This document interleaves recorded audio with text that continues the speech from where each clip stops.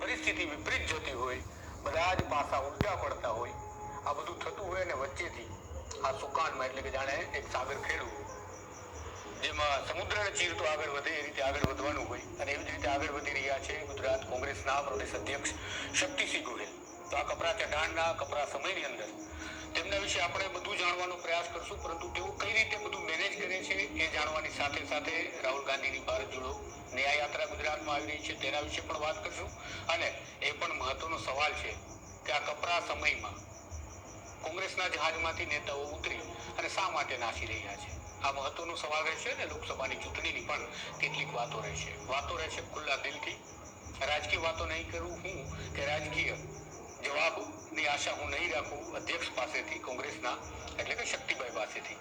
તો વાતની શરૂઆત કરીએ. જી નમસ્કાર. નમસ્કાર શક્તિજી, સમય કપરો છે, તમને ગુજરાત પ્રદેશના અધ્યક્ષ બનાવ્યા ત્યારથી આમ તો પહેલાથી સમય કપરો હતો, હવે વધારે કપરો બની રહ્યો છે. તો તાજેતરમાં જે દિગ્ગજ નેતા CJ ચાવડા કોંગ્રેસ પાર્ટી ગુમાવ્યા એ પહેલા તમે લાંબી ફેરસ્ત બને એમ છે, પરંતુ હમણાં નાના રાઠવા ગયા. તો આ બધી જ ઘટનાઓ કોંગ્રેસના જહાજમાંથી જે નેતાઓ નીકળી રહ્યા છે, શું માનો છો તમે?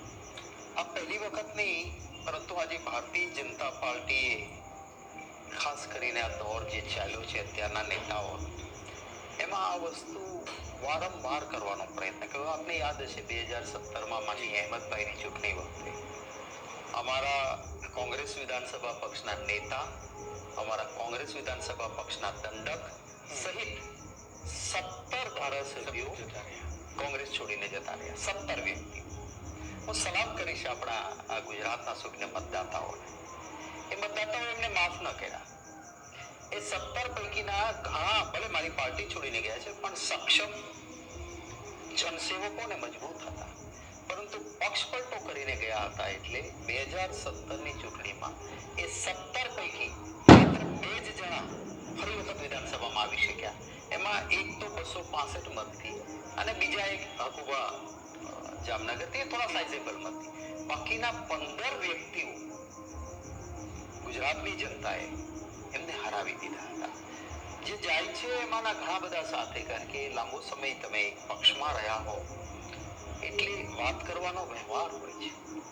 કોઈનું નામ આ કેમેરાની આંખ સામે આપણે પણ ખાનગીમાં ઓફ ધ રેકોર્ડ કે વાત કરતા હોય ને પછી કહેવી એ બરાબર નહીં. મને કહ્યું છે સાહેબ, કોંગ્રેસમાં કોઈ તકલીફ નહોતી, જવું નહોતું. આજે પણ ઘરમાં ખૂણામાં મોઢું રાખીને રડી લઉં છું. મજબૂરીના કારણે હું જાઉં છું. અને એ મજબૂરી એટલે શું? તમે ડુંગર ખોદો તો ઉંદર નીકળે, બધી જ એજન્સી પાછળ લગાડી દેવાની. તમારામાં કઈ ના નીકળે તો તમારી દીકરી, જમાય, દીકરો, ધંધો, રોજગાર, સરકારી નોકરી, હા ના, સહકાર ક્ષેત્રમાં તમે ક્યાંક હો તો ત્યાં દબાવવાના. એક હાથમાં ડરનો દંડો, બીજી હાથમાં લાલચ, આવો તમને આપીશું.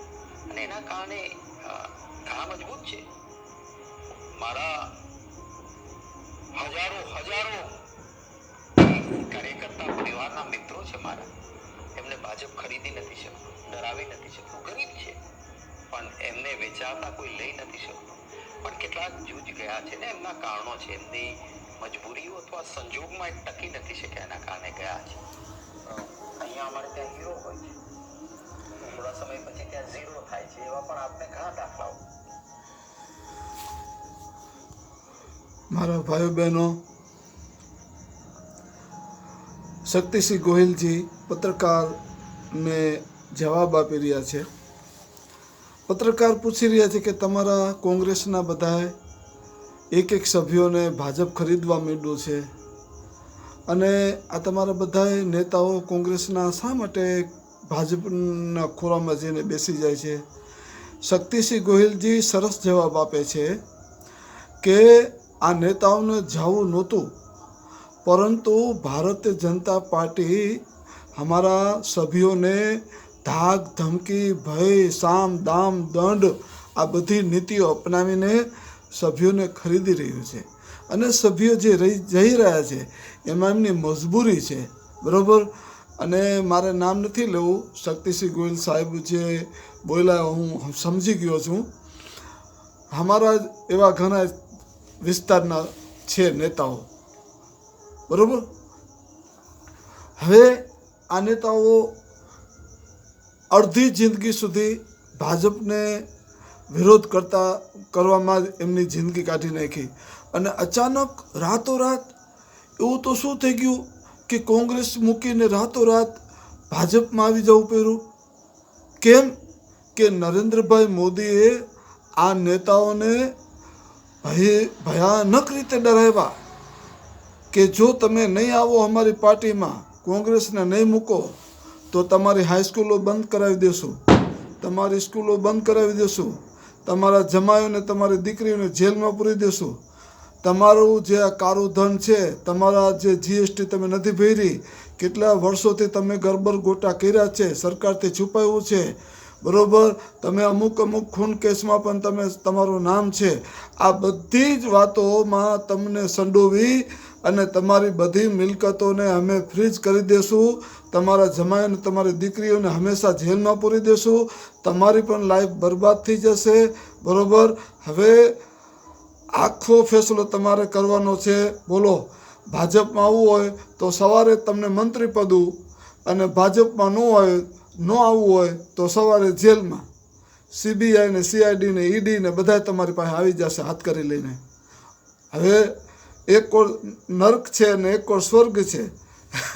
તમારે સ્વર્ગમાં જવું હોય તો તમારે પસંદ, નરકમાં જવું હોય તો તમારે પસંદ. એટલે બિચારા આવા ઘણાય સભ્યો હારા મજબૂત ભલા પૈસે ટકે, બધી રીતે ખમતી ધર પૈસે ટકે, સામ દામ દંડ, પણ હવે સરકારની સામે શાણ પર નકામું, બરોબર. મોદી છે ને વીખી નાખી બધું એનું આખું ગણિત. એટલે એ લોકોએ રાતોરાત મિટિંગ કરી કે જો આપણે કોંગ્રેસમાં રહેશું ને તો સવારે તો આપણું બધું છીન ભીન કરી નાખશે, બરોબર. ક્યાંય નહીં રહેવા દે, આપણને ધૂળ ચાટતા કરી નાખશે, અને આપણે આપણી બધી દુખતી રગુ દબાવી નાખી છે મોદીએ, બરોબર. અને વધારે દબાવશે તો આપણે મરી જશું. એટલે સવારે છે ને ભાજપની શરણાગતિ, મોદીની શરણાગતિ લઈ લ્યો. સવાર થઈને ત્યાં તો ભાજપની શરણાગતિ લઈ લીધી, અને ઉપર છેલ્લું બધું નિવેદન આપી દીધું કે ભાઈ મારા કોમના વિકાસના કામ માટે ને મારા સમાજના કામ માટે ને મારા સમાજના વિકાસના કામ થતા નહોતા ને મારા સમાજનું કાંઈ ભલું થતું નહોતું ને આ બધું ભલું કરવા માટે હું ભાજપમાં મારા સમાજના કહેવાથી હું જાઉં છું ને આમ તેમને એ બધું ગબ્બર ગોટા કરી નાખ્યા. પણ મૂળ વાત આ મોદીએ દુખતી રગ દબાવેલી, અને એવી દબાવેલી કે સવાર થાય એ પહેલાં ભાજપની શરણાગતિ લઈ લેવાની, નકર તમારો ઘરો લાડો. એટલે આ ઘરો લાડવો ન થઈ જાય એટલે સવાર થઈ એટલે ભાજપની શરણાગતિ લઈ લેવી પડી. બોલો, લઈ લીધી. એવા તો કેટલાય આપણા કોંગ્રેસના હારા પીઢ નેતાઓ ભાજપની શરણાગતિ લઈ લીધી. આ બધા ભય અને આ સામ દામ દંડથી, લોભ લાલચથી બધું આ એના પાસે હથિયાર છે મોદી પાસે. પરંતુ હું ભાજપને પહેલેથી જ પડકાર ફેંકી રહ્યો છું.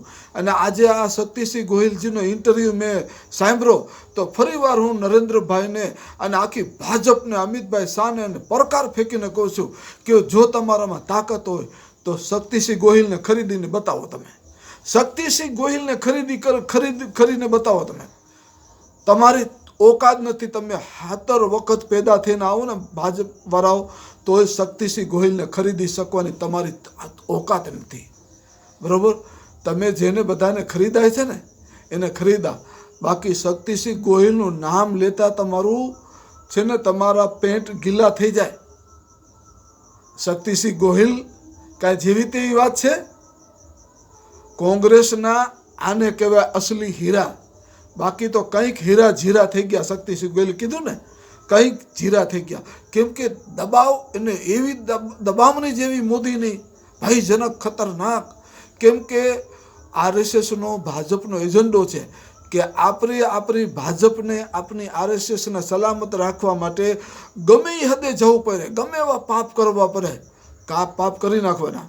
મર્ડર કરવું હોય તો મર્ડર કરી નાખવાનું, કોઈને દુનિયામાંથી એનું રાશન કાર્ડમાંથી નામ કાઢી નાખવું હોય તો નામ કાઢી નાખવાનું. આપણી ભાજપની RSSની સલામતી માટે ગમે એ હદે જવું પડે, આપણે જવાનું, ગમે એવા પાપ કરવાના, આપણા ભાજપની ઊંચી જ રહેવી જોઈએ. બોલો, આ મોદી કેટલો ક્રૂર, કેટલો તાનાશાહ, કેટલો બેરહેમ છે અને કેવા પાપમાં ડૂબેલો છે, અને છતાંય પોતે પોતાને સંત કહે છે. હે, સંત નથી, આ તો કુજાત છે, કુજાત.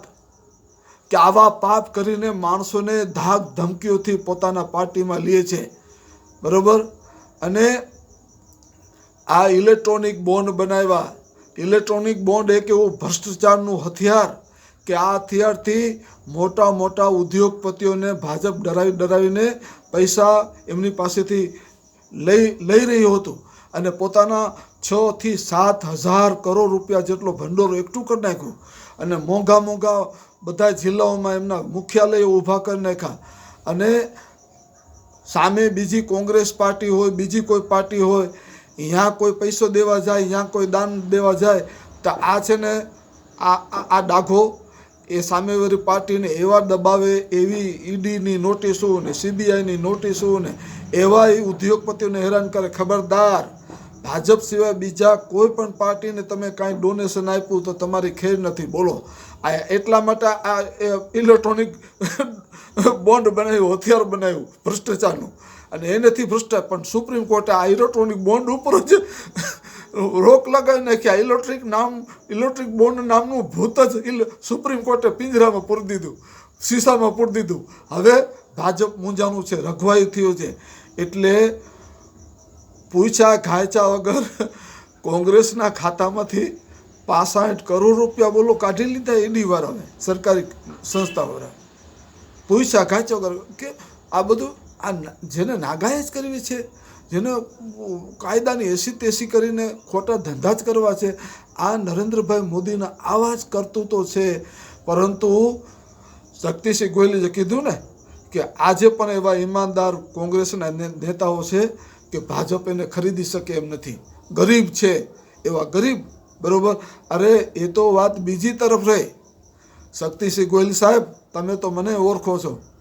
તમારા લીમડા હનુભાના ગામમાં હું મૌલાના સાહેબ તરીકે 1996માં ત્યાંની મસ્જિદમાં મૌલાના સાહેબ તરીકે હું સેવા આપી ચૂકેલો છું, બરોબર. અને તમે કહી દો શક્તિસિંહ ગોહિલ સાહેબ મોદીને કે તું બધાને ખરીદવાની વાત રહેવા દે, ખાલી એક નાનો અદનાસ એક વ્યક્તિ આ ગુલામ હુસૈન બાપુને તું ખાલી ખરીદી કરીને બતાવ, તારા ભાજપમાં લઈને બતાવ. જા, મારી પાસે કાંઈ નથી, બરોબર, કોઈ વસ્તુ નથી મારી પાસે. મને ભાજપમાં લઈને બતાવે મોદી તો હું હાચા કહું. મારી ઉપર દબાણ ગમે એટલું કરે ને, બરોબર, કરી બતાવો મને. તમે મને મોકલો તમારા બધા અને મને લ્યો તમારા ભાજપમાં, તો હું કહું હાચું. ભાજપમાં મારું ખાહરું ન આવે કોઈ દી. હું તો શું, મારું ખાહરું પણ ન આવે ભાજપમાં, બરોબર. અને શક્તિસિંહ ગોહિલ જેવા વ્યક્તિ જ્યાં સુધી છે ને ત્યાં સુધી ગુજરાતમાં હવે કોંગ્રેસનો સોનેરી કાળ આવી ગયો છે, સમજો. અને આ લોકસભાની ચૂંટણીમાં જ શક્તિસિંહ ગોહિલજીના આવવાથી આખા ગુજરાતમાં કોંગ્રેસના દરેક કાર્યકર્તાઓમાં એક અનેરો જોશ અને અનેરી ઉમંગ અને જજ્બો આવી ગયો છે, બરાબર. હમણાં થોડાક સમય પહેલાં સુરેન્દ્રનગરની અંદર શક્તિસિંહ ગોહિલ સાહેબે પ્રવચન આપ્યું હતું, બહુ સરસ ભાષણ આપ્યું હતું, પોતે અસલ મૂડમાં આવી ગયા હતા, બરાબર. તો જ્યાં જ્યાં શક્તિસિંહ ગોહિલ જાય છે ને એ વિસ્તારમાં કોંગ્રેસને એક નવું ઓક્સિજન મળી જાય છે, અને ત્યાંના કાર્યકર્તાઓને પણ એક નવી શક્તિ મળી જાય છે શક્તિસિંહ ગોહિલ સાહેબ દ્વારા. એટલે હવે તેમાં શંકાને સ્થાન નથી કે કોંગ્રેસ સારું પ્રદર્શન કરશે લોકસભાની ચૂંટણીમાં ગુજરાતમાં, બરાબર. ભાજપના પાટિયા તો સાફ જ થઈ જશે આખા ભારતમાં, પરંતુ શક્તિસિંહ ગોહિલના અહીં શક્તિસિંહ ગોહિલજીના આવવાથી ગુજરાતમાં ઘણો સારો ફેર પડવાનો છે, એમાં કોઈ શંકાને સ્થાન નથી. મારા ભાઈઓ બહેનો, શક્તિસિંહ ગોહિલ જેવા ઈમાનદાર વ્યક્તિને ભાજપ ખરીદી લે તો હું કહું, પણ તાકાત નથી, ઓકાત નથી. શક્તિસિંહ ગોહિલ સામે ભાજપિયાઓના ઊભા રહેવાની ઓકાત નથી. खरीदवानी तो बात एक तरफ रही, भाजपियाओ शक्तिसिंह गोहिल जी સામે ઊભા રહી ન શકે એટલો એમનો પાવર છે. આ પાવરમાં બળીને ભસ્મ થઈ જાય. શું ભાજપિયા બળીને ભસ્મ થઈ જાય એટલું પાવર છે. મારા ભાઈઓ બહેનો, બેશક શક્તિસિંહ ગોહિલ સાહેબની નેતૃત્વમાં કોંગ્રેસ મજબૂત થઈ રહ્યું છે અને થશે, અને એની અસર છે દિલ્હી સુધી દેખાશે. હું ગુજરાત જનતા સમર્થન પાર્ટીનો પ્રેસિડેન્ટ ગુલામ હુસૈન ઉમરભાઈ બલોચ મકરાણી. જય હિન્દ, જય ભારત.